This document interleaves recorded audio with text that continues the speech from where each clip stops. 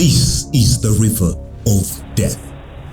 This river has killed more people than any other natural disaster in this area. The people in this area believe that the God of all rivers lives in this river. These people also believe that when the god, also known as Ndioka, is unhappy, he uses River Nyamwamba to unleash his anger. But it looks like the god has been angry at these people since 2012. It was time for him to meet his death. Achievers, this is the story about the river of death. River Nyamwamba, the flooding river, is located in Kasese district in the western part of Uganda. Its water comes from the melting ice of the mountains of the moon. Some people call this mountain Mountain Rwenzori. In 2014, fast-moving water from River Nyamwamba flooded over 9 villages.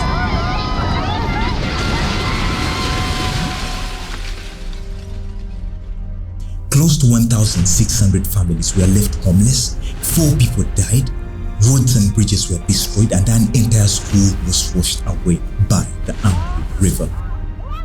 The main hospital in this area was also destroyed.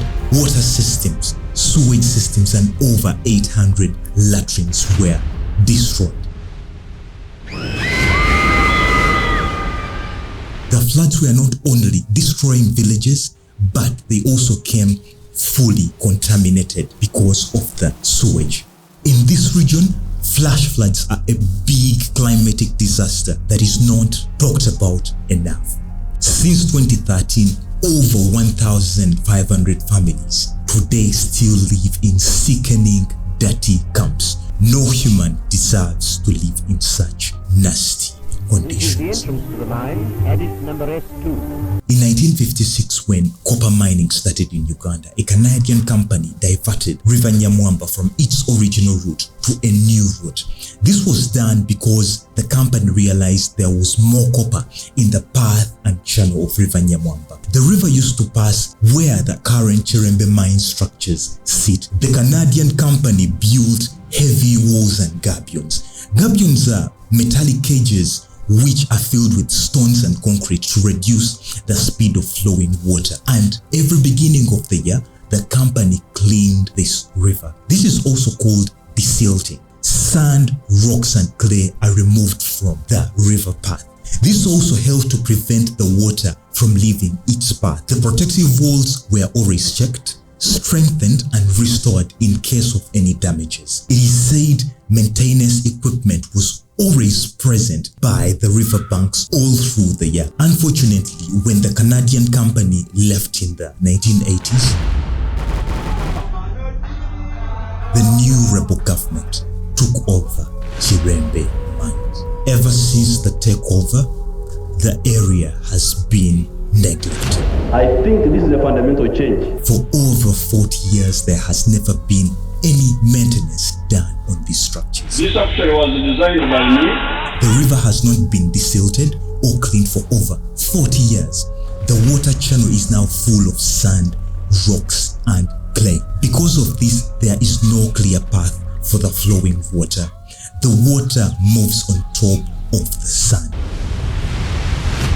So when it rains, the river gets full and the river floods villages. What even made the situation worse, in February 2012, poachers burnt down the entire western part of Mountain Rwenzori. The fire was moving at a fast speed of over 8 kilometers per hour, and in just 5 days, over 40 kilometers of forest cover and other plants had been burnt to ashes.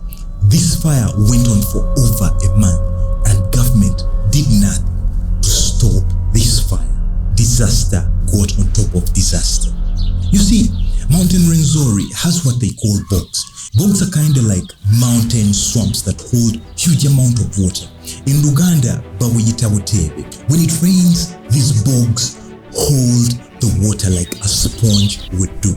And by holding onto the rainwater, they reduce chances of flash floods. because they slow down the flow of water into the lower parts of the mountain. It takes 100 years to create these bogs on the mountain, but destroying them took just a few days. At this moment, you may be wondering, how are these bogs created? When certain plants and animals die, they create a black substance that looks like soil. However, very few plants can survive in such a substance. So for years, as these plants and animals die, they pile on top of one another and they create what they call a bog blanket. Everything that dies and falls into these bogs does not get rotten. Plant, human, animal, basically just turns into something black, which becomes thick and thick every single year. And the thicker the bog blanket, the more water these particular things can hold. So when the western part of Mountain Rwenzori was burnt down, the entire bog blanket was destroyed. So when it rains, water moves freely onto that bare rock. Remember, this water is moving at a super high speed, and because of this, floods are inevitable. So at the moment, Mountain Rwenzori has no ability to hold such huge amounts of water when it rains. So in the case of Kasese, when fast moving water from the top of the mountains met a neglected wall and a river channel that had never been cleaned for over 40 years, the poor people of Kasese faced the anger of river. Massive destruction. Since 2013, people of Kasese have been suffering with floods almost every year. Ladies and gentlemen, unless something is done, it is going to be like this every rainy season. Floods are burying people's homes. Many have nowhere to stay.